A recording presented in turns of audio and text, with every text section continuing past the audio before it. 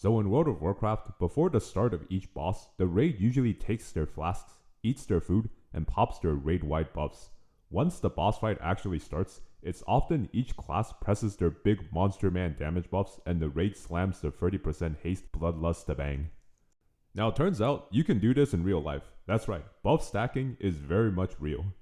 There are things you can do in the long term and short term to jack up your chances of slamming the boss. And by boss, I mean some large challenge you gotta do. It can be some competition, exam, interview, or honestly, doing your taxes in one go. This is a universally beloved method. Works on every gender, every age, and every race. It's actually OP. The main idea being you have a bunch of positive things going on physically, mentally, and financially. You're going in with IRL Stopping Power Pro ready to crank big numbers. Completely legal and unironically kinda entertaining. Anyways, let me just force the topic. Alright, so physical health is unironically kinda sick. Your character is jacked in game, you might as well be jacked in real life.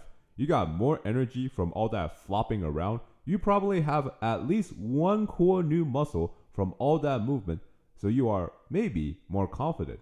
And you can proudly say, yeah, I go to the gym. From a mental perspective, I think the resistance training unironically helps build a little brain resistance. So when the going gets tough, you can remember the good memories of the bar not going up and needing to squeeze that last bit of juice out to get it to happen. Easy PR, light work, wasn't even worried. Anecdotally, someone once told an interview seminar that you get more jacked from going to the gym and you'll look more powerful and healthier. Therefore, you'll be a more desirable candidate. I'm not sure if fish market selection strategies apply to big tech interview candidates, but since the halo effect exists, surely it applies if you look like a pack of 99% lean ground beef. Wait a second, was the advice to actually just not be ugly? There's zero science behind this, but I think the gym probably helps relieve some frustration. That's probably a good thing, cause it's way more productive to hit a sick deadlift PR with all that sieving rather than have it manifest during the exam and you eat the computer or something. Yeah, so now thanks to basic health maintenance, you can confidently go into your linear algebra exam knowing you can bench 4,000 pounds. Right, so all of us run on food and we need it more than ever when it's time to lock in.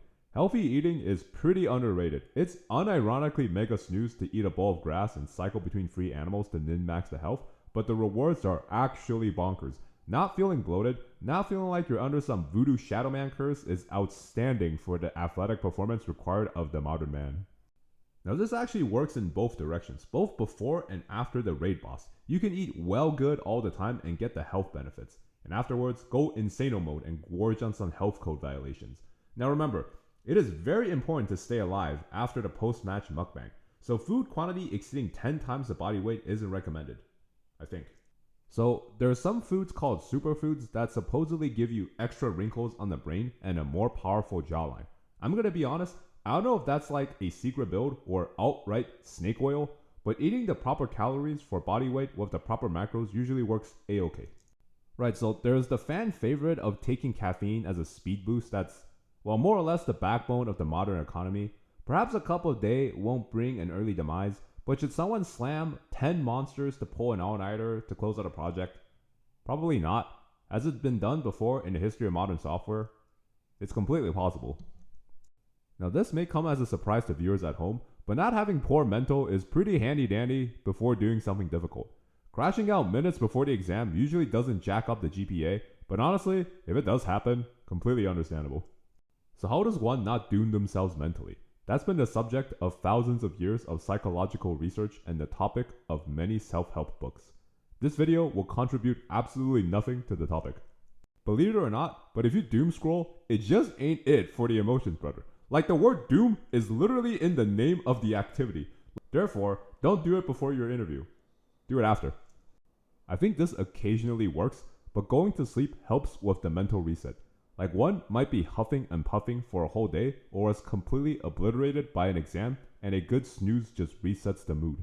That, or maybe I just have very short-term memory. To be honest, maybe good mental is way simpler than that. Maybe you just gotta eat some ice cream or something. Right, so if you're about to throw hands, you might as well do it with a banger playing. You can do this before or during whatever needs to happen. Like, you know how it felt performing God's work in Doom while the testosterone-infused music was blasting in your ears? Do you remember? That gigantic dopamine hit when you landed the highest moisture parries in Expedition 33 while listening to the award-winning soundtrack? Motivation is temporary and discipline is eternal. But if you're monstrously driven for an hour, it certainly doesn't hurt. Now what to play? I kid you not, it can be anything.